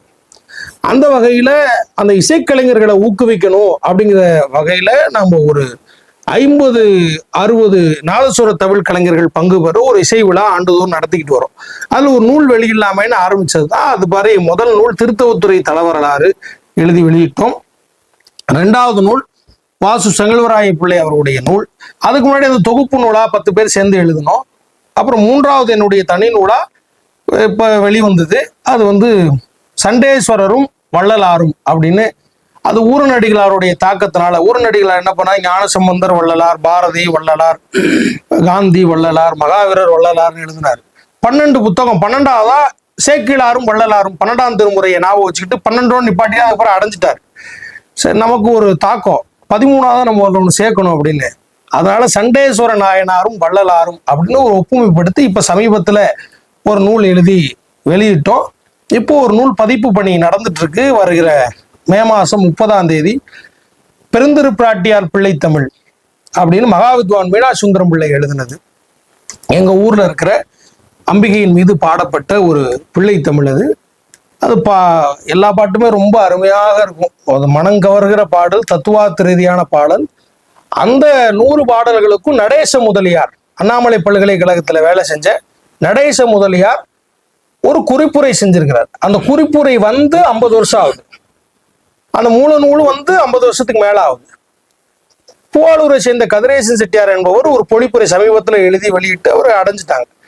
எந்த கோயில்கள்லயுமே இல்லாத ஒரு வரலாற்று புரட்சி என்ன அப்படின்னா, இந்த 100 பாடல்களுமே எங்க கோயில்ல கல்வெட்டுல பதிக்கப்பட்டிருக்கும். நீங்க தமிழ்நாடு முழுக்க எங்க வேணா போய் பார்க்கலாம். ஒரு பாட்டு போட்டிருப்பாங்க, 2 பாட்டு போட்டிருப்பாங்க. 100 பாடல்களுமே பிள்ளைத்தமிழுக்கு 100 பாடல்களுமே அந்த அம்மன் திருசுற்றை சுற்றி பதிப்பு பணியை எங்க நாடுகான் கூட செஞ்சுது.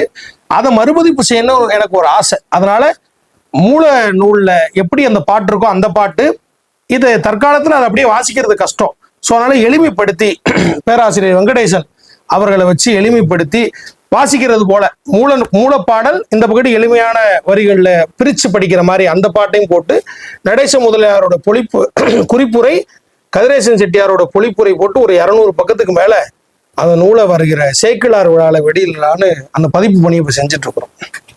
இப்ப உங்களுடைய முதல் நூல் வந்து திருத்தவதுரை, அதனுடைய தலவரலாறுல எழுதியிருக்கிறீங்க. இளம் அறிவியல் கணிதம் முடிச்சுட்டு முதுகலை தமிழ் படிச்சுட்டு இப்ப முனைவர் பட்டத்தையும் தமிழ்ல பண்றீங்க இல்லையா? அப்ப நீங்க வந்து உங்களை குறிப்பிடும் போதெல்லாம் லால்குடி எழில்செல்வன் தானே குறிப்பிடுறீங்க. அதுக்கு திருத்தவத்துறை எழிலரசன் குறிப்பிடுவது கொஞ்சம் பொருத்தமா இருக்கு தானே? திருத்தவத்துறைன்னு போட்டுக்கன்னு எங்க ஆதீனங்கள் கூட சொன்னாங்க கூப்பிட்டு. அது அந்த பேரை உருவாக்குறதுக்கு நான் பல ஆண்டு கஷ்டப்பட்டேன்.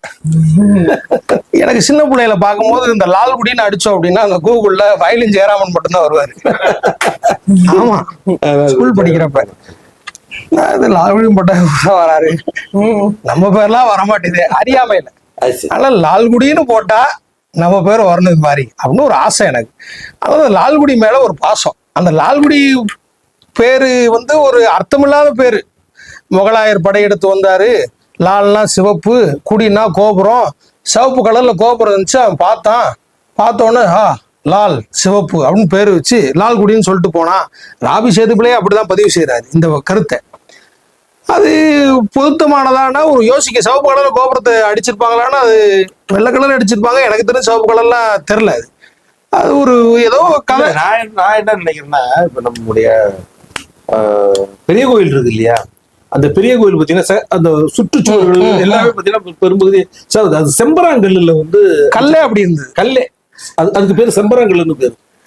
அப்ப என்ன பண்ணாங்க, அது யுனெஸ்கோ வந்து அதை கையகப்படுத்தணும்னா உலக பாரம்பரிய சின்னம்னு எடுத்தபோது என்ன பண்ணாங்க, அந்த செம்பராங்கல்லுக்கெல்லாம் பெயிண்ட் அடிச்சு அழகுபடுத்தினாங்க. அவன் யுனெஸ்கோல இருந்து வந்து பார்த்தான், என்ன அதுல வந்து பெயிண்ட் அடிச்சிருக்கிறீங்க அப்படின்னா, அது ஒரு கல்லுங்க, பார்த்தா கல்லுன்னு தெரியும், அதுல தான் நாங்க வந்து பெயிண்ட் அடிச்சோம் அப்படின்னாங்க. அவன் என்ன பண்றான், வெளிநாட்டுக்காரன் வந்து அது என்ன கல்லுன்னு பாக்குறான், அது செம்பராங்கல்லு அப்படின்னு.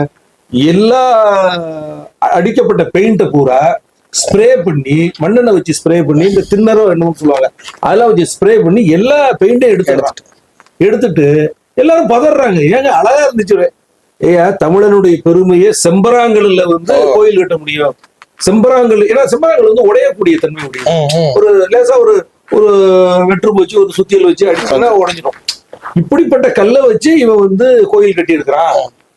அப்ப இயற்கையா கிடைத்த கல்லெல்லாம் வச்சு இவன் பண்ணியிருக்கிறான்ங்கிறது எவ்வளவு ஒரு பெருமை உனக்கு. நீ சிவப்பு கலரு, ஊதா கலரு, வெள்ளை கலரு நீ பெயிண்ட் அடிச்சு வச்சீங்கன்னா அழகாதான் இருக்கும். ஆனா அந்த அழகு வந்து உலகளாவிய அளவுல வந்து பெரிய கோயிலுக்கு பெருமையை தராது. இதனுடைய பழமை, இதனுடைய தொன்மை தான் வந்து இதற்கு வந்து பெருமையை தேடி தரும் சொல்லி சுத்தியே அடிச்ச அத்தனை பெயிண்டையும் வந்து ஸ்ப்ரே பண்ணி எடுத்தாங்க. அது மாதிரி செம்பராங்கல்லாக இருந்திருக்கலாம். அது எங்க கோயில் இருக்க கோபுரம் சமீபத்துல கட்டினது. சமீபத்துலன்னா விவரந்து, அதாவது எங்க தாத்தாவோட காலத்துல கட்டப்பட்டதுதான். அது சுண்ணாம்பு கல்லால செய்யப்பட்டதுதான். அது இன்னைக்கு போய் நம்ம ஆராய்ஞ்சே பார்க்கலாம். ஆனா இதை நான் பேசிட்டு இருக்கும்போது மணப்பாறையில எனக்கு தெரிஞ்ச ஒரு ஆசிரியர், ஒரு பேர் பார்த்திபன் நினைக்கிறேன், அவரு எனக்கு ஒரு மித்து சொன்னார். அது பொருத்தமா இருக்குன்னு நினைக்கிறேன். அது இங்கேயும் பதிவு செய்யலாம். எனக்கு குலதெய்வம் வந்து ஆலடி கருப்பண்ணசாமி, கமலக்கூத்த ஐயனார், ஆலடி கருப்பண்ணசாமி. ஐயனார் மேல பல விவாதம் இருக்கு. அது சைவ சமயத்தோடு தொடர்புடைய நம்ம நம்புறோம். அது பூதகணங்களுடைய தலைவர் அப்படின்னு. நீங்க இன்னைக்கு திருப்பட்டூர் போட வழியில கூட அரங்கேற்ற ஐயனார்னு ஒரு கோயில் இருக்கு. நீங்க போனீங்கன்னா அவர் தான் திருக்கையில ஞான உலாவை கொண்டு வந்து அரங்கேற்றம் செஞ்சார். ஒரு ஐயனாருக்கு அவ்வளவு பெரிய கோயில்லாம் இருக்கிறதா அது ஆச்சரியமான ஒரு இடம், பெரிய இடமா இருக்கும். அங்க இருக்கிற ஆயுதம் இருக்காது. அந்த ஐயனார் கையில ஒரு ஓலைச்சுவடி இருக்கும். இன்னைக்கும் போனா பார்க்க முடியும். எங்கள் ஊர்ல லால்குடியில பாலத்தை விட்டு இறங்கின உடனே கமலக்கூத்த ஐயனார் இசையோடு தொடர்புடையவர். அது இல்லாம அங்க இருக்கிற காவல் தெய்வம் கருப்பண்ண சுவாமி, அவர் வந்து ஆலடி கருப்பண்ண சுவாமி. ஏன் ஆலடி கருப்பண்ணா, ஆளை அடிக்கிறவர்ல ஆலமரத்துக்கு கீழே இருக்கிறதுனால ஆலடி கருப்பண்ண சாமி. அவரு அந்த ஆசிரியர் சொன்ன ஸ்டேட்மெண்ட் எனக்கு ரொம்ப பிடிச்சிருந்தது. நீங்க டோல்கேட்ல இருந்து லால்குடி வரத்துக்குள்ள நிறைய ஆலமரங்களை பார்க்க முடியும். இன்னைக்கும் அங்கங்க இருக்கும். ஆள்குடி லால்குடியா மாறி இருக்கலாம். அதற்கு மித்தே உங்க ஊர்ல இருக்கிற குலதெய்வம் தான் உனக்கு. அப்போ தோப்பாதான் சொல்லுவாரு, வரலாற்றை சிறுதெய்வத்திலிருந்து தேடுங்கள் அப்படின்னா இல்லையா. அதனால எனக்கு தோப்பா ரொம்ப பிடிக்கும். அதனால கொஞ்சம் அப்படி சிந்திக்கிற போது ஒருவேளை அது இருக்கலாம். இன்னைக்கு அது ஊரினுடைய புறம்புள்ளதான் ஐயனார் கோயிலும் கருப்புசாமி இருப்பாரு. ஆனா இன்னைக்கு ஊருக்கு சென்டர்ல இருப்பாரு. ஏன்னா நகரங்கள் பெருசாகி போச்சு. அன்னைக்கு நடுவுல இருப்பாரு. அன்னைக்கு அதான் ஊரினுடைய எல்லை. ஆள்குடி என்பது வழக்கத்துல மாறி போய் லால்குடியா மாறி இருக்கலாம்.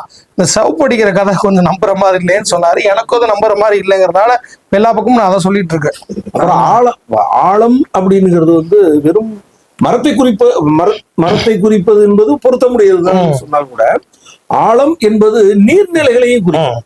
இப்ப ஆழத்தூர் அப்படின்னா ஆழம் அத்து ஊரு அப்படின்னா வந்து ஆழம்னா நீர்நிலைகள் நிரம்பிய ஊர். ஆலம்பாக்கம் அது மாதிரி ஆழம் அப்படின்னு, ஆலங்குடி அப்படிங்கிறது அந்த நீர்நிலைகளையும் குறிக்கும். ஆனா இங்க வந்து நீங்க சொல்றது வந்து ஆழம் என்பது மரத்தை குறிக்கிறது ஒரு பொருத்தமா இருக்குது. நீங்க அது இன்னும் சரியா பொருத்தம்னா திருத்தவத்துறை தான் சரி.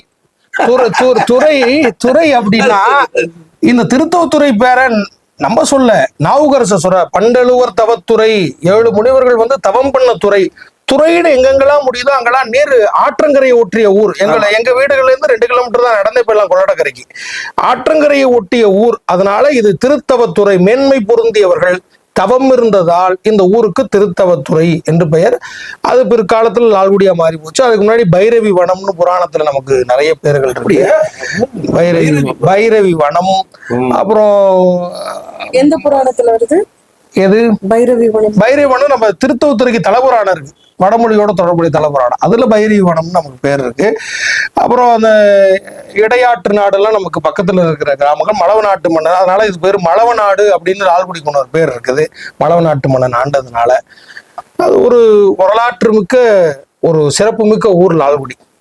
இன்னும் நிறைய நம்ம விசாரணை பண்ணா அங்க இருந்து அரண்மனைகள்லாம் கூட நம்ம லால்குடி எழில் செல்வன்ங்கிற பேரை தான் நம்ம ரொம்ப நாளா பிராண்ட் நேமா வச்சிருக்கோம். அது நிறைய பெரியவங்க எல்லாம் 2-3 பேர் சொல்லிட்டாங்க மாத்திக்கலாமே, திருத்தவத்துறை எழில்னு போடு, இல்ல தவத்துறை எழில்னு போடு. எங்க தெருவில் நிறைய பேருக்கு தவத்துறைனே பேரு. தாத்தாவுக்குள்ள 80-85 இப்ப யாரும் வைக்க மாட்டோம், தவத்துறை 9 பையன் பேர் வைக்க மாட்டாங்க. அப்ப 80 இன்னைக்கு 80-85 வயசுல இருக்கிற தாத்தாக்குள்ள தவத்துறை, அவர் பேர் தவத்துறை தாத்தா வாங்க தவத்துறைன்னு பேரே வச்சுப்பாங்க தான் வீடுகள்ல. இன்னைக்கு அதெல்லாம் மறைஞ்சுக்கிட்டு. என்னுடைய பரிந்துரை வந்து திருத்தவத்துறை எழில்ங்கிறது சிறப்பா இருக்கு, வச்சிடலாங்க. எழில் செல்வன் அப்படிங்கிறத விட லால்குடி எழில் செல்வன், திருத்தவத்துறை எழில் அப்படின்னா அந்த எழில்னாவே அழகு தானே, தமிழும் அழகு தானே, முருகனும் அழகு தானே. அதனால எல்லாமே அழகோட இருக்கிறதுனால அதுக்கு முயற்சி பண்ணுங்க. ஏன்னா இப்ப நீங்க வந்து ஒரு பரிசு வாங்கிட்டீங்க அப்படின்னா இந்த இன்டர்நெட்ல வந்து கூகுள் சர்ச்ல வந்து உங்க பேர் இப்படியே புடங்கிருச்சுன்னா அப்புறம் மாறிடும். இந்த லால்குடி அப்படிங்கிறது மாறுறதுக்கான வாய்ப்புகள் இருக்குது. அதனால அது ஒன்றும் இணையத்துல அது ஒரு பெரிய விஷயம் கிடையாது. இல்ல, சின்ன பிள்ளையில இருந்தது, ஸ்கூல் படிக்கிறப்ப. இப்போ நீங்க வந்து ஸ்கூல் படிக்கிற காலத்துல இருந்து கல்லூரிகள்ல எல்லாத்துலயுமே நான் பார்த்திருக்கேன் பேச்சாளர் ஒரு முகம் இருந்தது. அப்புறம் இப்போ எழுத்தாளருங்கிற அந்த பணி நீங்க முனைவர் பட்டாய்வுக்கு வந்த பிறகு அந்த எழுத்துத்துறையில இருக்கீங்க. இதை தவிர நீங்க மற்ற பணிகளும் இலக்கிய பணிகள் போயிட்டு இருக்கு. அதை பத்தின சில தகவல்கள் சொல்லணும். குறிப்பா அந்த பன்னாராய்ச்சி வித்தகர் அவரை பத்தின தகவலை நீங்க பகிர்ந்துக்கணும். எப்பொழுதுமே நம்ம தமிழ் படிக்கிறோம் அதோட இருந்துடாம, இப்ப நான்லாம் உருவாகிறதுக்கு காரணமாக இருந்தது இந்த சின்ன சின்ன இலக்கிய அமைப்புகள் இல்லை அப்படின்னா எந்த ஒரு பேச்சாளரும் எழுத்தாளருமே முன்னுக்கு வர முடியாது. அவங்களாம் கூப்பிட்டு அங்கீகரிக்கணும் நம்மளை. அப்படி நான் சிறுபிள்ளையாக இருக்கிற போது புவியரசையா அப்படின்னு ஒருத்தர், இன்னைக்கு ஒரு 94 வயசு இருக்கார். அவரு என்ன பண்ணுவாரு, ஒரு ஆன்மீக வகுப்பு நடத்துவார். அதில் திருக்குறள் நடக்கும், திருவம்பாவை நடக்கும், ஒரு கதை கிளாஸ் சொல்லி சாக்லேட் கொடுப்பாங்க. அதுக்காண்டியே கூட்டம் கூட்டமா போய் வழக்கம் நமக்கு. அப்படி போய் இருந்த அந்த ஒரு அமைப்பை மறுபடியும் நம்ம உருவாக்கணும் அப்படின்னு எனக்கு ஒரு ரொம்ப நாள் ஆசை. அப்போ நான் சின்ன பிள்ளையில போய் பார்த்த அமைப்புகள் இடையில ஒரு 10 ஆண்டுகளா எதுவுமே நடக்காம எங்க ஊர்ல இருந்தது. பெரிய பெரிய ஆளுகள்லாம் எங்க ஊர்ல வந்து பேசியிருக்காங்க. பன்னாராய்ச்சி வித்தகர் குடந்தை பா சுந்தரேசனார் தமிழிசைக்காக மிகப்பெரிய தொண்டு செய்த மகான். இவர் 2வது தான் படிச்சிருக்காரு. ஆனா மிகப்பெரிய தமிழிசை புரட்சியை பன்னாராய்ச்சி வித்தகர் செஞ்சிருக்கிறார். அவர் பிறந்தது கும்பகோணமா இருக்கலாம், ஆனா அவருக்கு எல்லாமே லால்குடியா தான் இருந்தது. ஏன்னா ஊட்டத்தூர் அப்படிங்கிற ஊர் நம்ம திருச்சி மாவட்டத்தில் இருக்க ஊட்டத்தூர். இந்த ஊட்டத்தூர்ல தான் நாடுகான் குழு அப்படின்னு, எப்படி நாடுகான் காதை சிலப்பதிகாரத்தை நீங்க பன்னாராய்ச்சி வித்தகர் பாடி கேட்கணும், யூடியூப்ல எல்லாம் வருது, அதை கேளுங்க.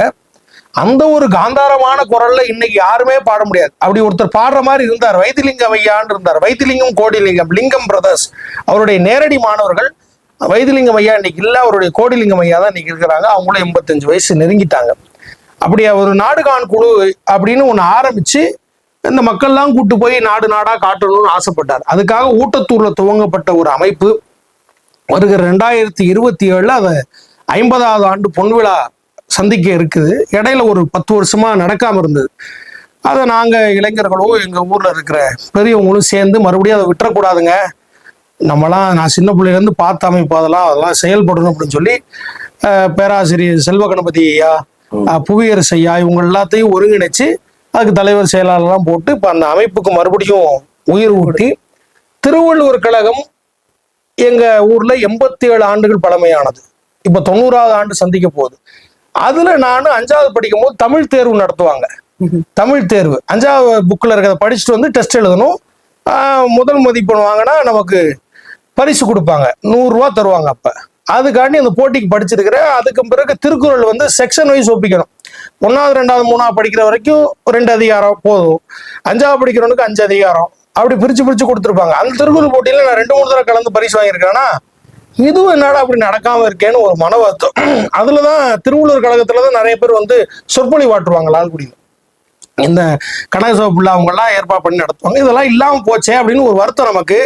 அதெல்லாம் பார்த்துதான் நம்ம வளர்ந்தோம் அப்படின்னு திருவள்ளுவர் கழகத்தையும் நாங்க மறுபடியும் உண்டு பண்ணி திருவள்ளுவர் கழகம், பன்னாராய்ச்சி வித்தகர், குடந்தை பா சுந்தரேசன் நாடு காணக்கூடும் இந்த ரெண்டையும் இணைச்சு தமிழ் சமய சிந்தனைகளை மேம்படுத்துற வகையில இப்போ மாதந்தோறும் நாங்க பெரிய புராண தொடர் சொற்பொழிவு நடத்திட்டு இருக்கிறோம். அதன் சார்பாக சேக்கிழார் விழா நடத்திட்டு இருக்கிறோம். மிக விரைவில் குழந்தைகளுக்கு திருமுறை சொல்லிக் கொடுக்கறதுக்கு இலவசமாக ஏற்பாடுகள் செய்யணுங்கிற முன்னெடுப்பையும் நாங்க வேகமா எடுத்துட்டு இருக்கிறோம். அதெல்லாம் லால்குடி எல்லாமே கோயில் சார்ந்து அங்கேயே நடந்துட்டு இருக்கு. நிறைவா ஒரு கேள்வி, இப்ப நீங்க முனைவர் பட்ட ஆய்வாளரா இருக்கிறீங்க செய்தி கிடைச்சது. என்ன தலைப்புல வந்து உங்களுடைய முனைவர் பட்ட ஆய்வு நடந்துட்டு இருக்குது அப்படிங்கிற தகவல்களை பகிர்ந்து கொள்ளலாம். என்னோட ஆய்வு தலைப்பு வந்து பெரிய புராண உரை வளத்தின் தனித்தன்மைகள். CK சுப்பிரமணிய முதலியார், சுப்பராய நாயக்கர், ஆறுமுகத்தம்பிரான் இவர்கள் தான் பழமையான உரையாசிரியர்கள். இவருடைய உரை தான் இன்னைக்கு நமக்கு முழுசா கிடைக்குது. மற்ற பேர்த்தெல்லாம் நம்ம முழுசா கிடைக்கல. இவர்களுக்குள்ள இருக்கிற உரை வேறுபாடு, எங்க முரண்படுறாங்க, இந்த மாதிரி செய்திகளை தொகுத்து தர்றதுதான் பெரிய புராண உரைகள் சார்ந்த ஆய்வு தான் என்னுடைய ஆய்வா இருக்கு. இந்த இதுக்கெல்லாம் வந்து அடித்தளமாக இருந்தது இந்த தமிழ் பணி, இந்த சைவத்துக்குள்ள வரணும் அப்படிங்கிற ஆர்வத்தெல்லாம் ஏற்படுத்தினது வந்து எங்க தாத்தா தான். எங்க தாத்தா இல்லை அப்படின்னா குமாரசாமி எங்க தாத்தா பேரு. அவர் இல்லைன்னா வந்து நாங்க இந்த இந்த இந்த வாடையே எனக்கு வந்திருக்காது. 2வது படிக்கிறப்ப LNP கேர்ள்ஸ் ஸ்கூல்ல அவர் அங்க 30 வருஷம் வேலை பார்த்தவர். அப்புறம் ஜீவன் ஹாஸ்பிட்டல்ல வேலை பார்த்தாரு. சத்யசீலன் பேசினார். சத்யசீலன் பேசுறப்போ ஒரு துண்டு பேப்பர் இது போல எங்க தாத்தா பையில எப்பொழுதுமே ஒரு பேனா, ஒரு மஞ்சப்பை, ஒரு துண்டு சீட்டு பாக்கெட்ல இருக்கும். மடிச்சு 4ஆம் மடிச்சு வச்சிருப்பாரு. இது எடுத்து கொடுத்து இதுல அவர் சொல்றதெல்லாம் எழுது அப்படின்னாரு. 2வது படிக்கிறப்ப நம்ம என்னத்தை எழுத போறோம், ஒண்ணுமே தெரியாத. ஆனா சத்யசீலன் நல்லா என்னமோ பேசிட்டே இருக்கிறார். அவர் ஒரு கதை சொன்னார். கொட்டுவது தேளின் குணம், அதை காப்பாற்றுவது மனிதனின் இயல்பு. அதுக்கு ஒரு கதை சொல்லுவாங்க. அது தண்ணீரை மிதந்து போச்சு, அவன் பிடிச்சி வெளியில விட்டான், அவன் கையே கொத்துச்சு, அவன் பக்கத்துல இருக்க திட்டுனா, அப்பதான் அவன் சொல்றான் கொட்டுவது தேளோட குணப்போ அதை காப்பாத்துறது நம்மளோட இயல்புன்னு சொன்னான். இந்த கதை மட்டும்தான் 2 மணி நேரம் பேச்சுல எனக்கு புரிஞ்சுச்சு. அப்புறம் இந்த தீப்பெட்டி கதை ஒண்ணு சொன்னாரு.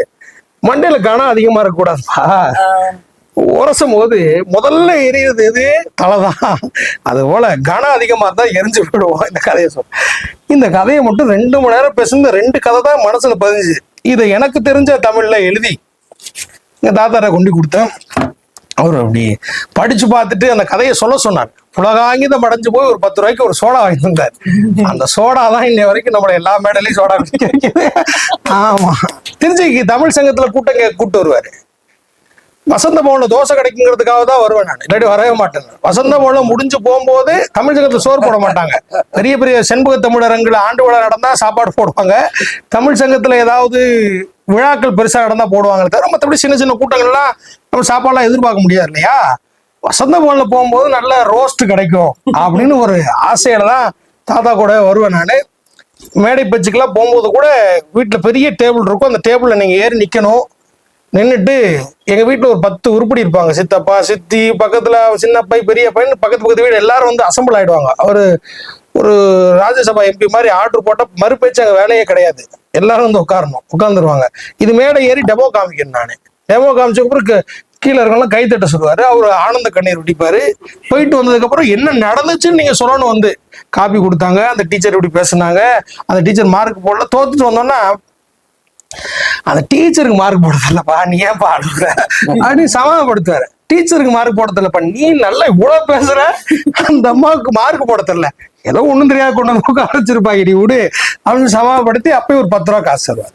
அவருடைய அந்த வார்ப்பு தான் இன்னைக்கு நம்மள இங்க கொண்டு வந்து இங்கெல்லாம் உட்கார. இளமையான வயதுல வந்து சைவத்தின் மீது ஒரு ஆழ்ந்த ஈடுபாடு கொண்டு நீங்க வந்து பல்வேறு பணிகளை எல்லாம் செய்துகிட்டு இருக்கிறீங்க.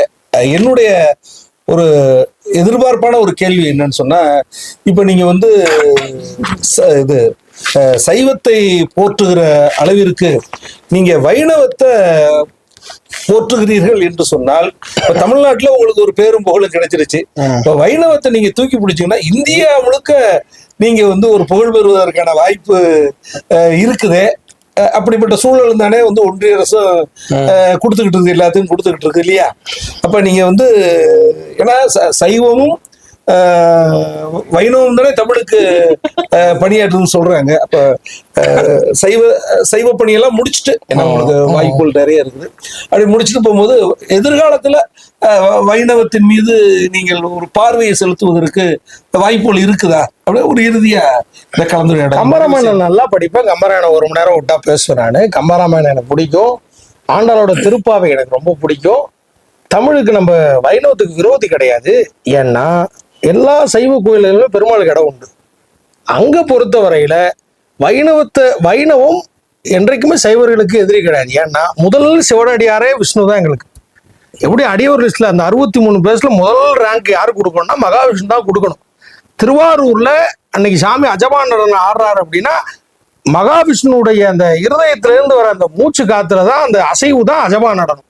அதனால வைஷ்ணவம் நம்மளோட சேர்ந்ததுதான். அதை பின்னாடி தனி கட்சி பிரிச்சு கொண்டு போயிட்டாங்க. அது சைவம் தான். இல்ல, இலக்கிய வரலாற்றுல சொல்லுவாங்க, சைவம் வந்து தமிழை முன்னுக்கு நிறுத்தும், தொண்டர்களை வந்து பின்னுக்கு தான் நிப்பாட்டும். ஆனா வைணவம் வந்து எப்படின்னா தொண்டர்களை முன்னாடி நிப்பாட்டும், தமிழை பின்னுக்கு தள்ளும் அப்படிங்கிற ஒரு போகுது. இப்ப நீங்க சைவர்கள், நீங்க வந்து வைணவத்தை ஏத்துக்கிறீங்க. ஆனா வைணவர்கள் வந்து சைவம் சார்ந்த அந்த பக்தி உணர்வுகளை நமக்கு ஏற்றுக்கொண்டது மாதிரி யாருங்க தெரியலையே. வைணவர்கள் வந்து சைவ சமயம், அதனுடைய கருத்துக்கள், அதனுடைய கடவுள் வழிபாடு, நம்பிக்கைகளை எல்லாம் பெரிய அளவுல தெரியலையே. ஏற்றுக்க மாட்டாங்க. எல்லா சைவர் கோயிலையும் பெருமாளுக்கு சன்னதி இருக்கும். ஒரு பெருமாள் கோயில கூட சிவபெருமானுக்கு சன்னதி இருக்காது. அவங்க நம்மள்ட்ட இருந்து தனி கட்சி ஆரம்பிச்சவங்க. மறுபடியும் ஏத்துக்குவோம். நம்ம ஆதரவு எப்ப வந்தாலும் தாய் கலக்க மாதிரி சேர்த்துக்குவோம். மகிழ்ச்சி. ஒரு உங்களுடைய அந்த வேற சில தனிப்பட்ட பண்புகள் என்ன அப்படின்னு கேட்டிருந்தாங்க. அதுல நீங்க நல்லா வந்து அந்த பாடல்கள் வந்து பக்தி சார்ந்த பாடல்கள் பாடுவீங்க. ஒரு நல்ல உங்களுடைய அந்த கோயில்ல நீங்க ஒரு பாடலோட பாடல் நிறைவு செய்யும். அது இல்லாம இந்த நிகழ்வு நிறைவு பெறக்கூடாதுங்கிறது என்னுடைய. அந்த கோயில்ல பாடுவீங்களா, அந்த சொல்லி கொடுத்த அனுபவத்தையும் சொல்லிட்டு ஒரு பாடல் பாடினா நல்லா இருக்கும். பன்னராய்ச்சி வித்தகருக்கு ரொம்ப பிடிச்ச பாட்டு இந்த தொடுக்கும் கடவுள் பழம்பாடல். மீனாட்சி அம்மை பிள்ளை தமிழ்ல வர தொடுக்கும் கடவுள் பழம்பாடல். ஏதாவது ரொம்ப நாளா எந்த மேடைக்கு போனாலும் முதல்ல அதை பாடிதான் ஆரம்பிப்பார். இன்னைக்கு லால்குடியில வந்து பெருந்திரு பிராட்டியார அம்பிகை எப்படி பார்த்தாரோ அழகுல மயங்கி போய் மீனாட்சி சுந்தரம் பிள்ளை எழுதின அந்த பிள்ளைத்தமிழ் வருகை பருவத்துல இருக்க பாட்டை தான் அவர் அடிக்கடி பாடுவார். எந்த மேடைக்கு போனாலும் அதை மாத்திக்கிட்டார். தொடுக்கும் கடவுளை விட்டுட்டார். அந்த பாட்டை நான் கொஞ்சம் கேட்டு அப்படியே ஞாபகம் பண்ணி வச்சிருக்கிறேன். அதான் நானும் இப்ப எந்த மேடைக்கு போனாலும் அந்த பாட்டை தான் நான் பாடுறேன். மாமலர் நறுங்குழல் கொண்டலிடனுத்திளமணி பிறை நிலாவெறிப்ப வதன அம்போரு கத்து இடவளமணி குலைகள் மலனாயிரு உதயம் செய்ய காமரு புரந்தரவின் மின்கலந்தாளன கவினுதர் பட்டம் ஒளிர கழுத்தணி வழுத்த இருள் மேயவளை இலக இடை கட்டுமேகளை ஒளிப்ப வாமமிகு புன்னகை அரும்பமென் சாயற்கு மடநடை குண்டொடர்ந்து மயிலினம்பர சுருதி மொய்த்திடும் சிற்றடி மணந்த மலரோடலாவி தேமளி சிலம்புகள் கலின் கென பெருந்திருமடந்தாய் வருகவே செய்தவத்தருமுனிவர் மொய்த்தவத்துறையில் வளர் தெய்வத கொடி வருகவே. இந்த படம் இப்போது இந்த யாவரும் கேளீர் நிகழ்ச்சியினுடைய புரவலர் பேராசிரியர் நல்லமுத்து அவர்கள் சிறப்புரையாளருக்கு இப்போது பயனாடை அணிவித்து சிறப்பு செய்ய அன்போடு கேட்டுக்கொள்கிறேன். நன்றி.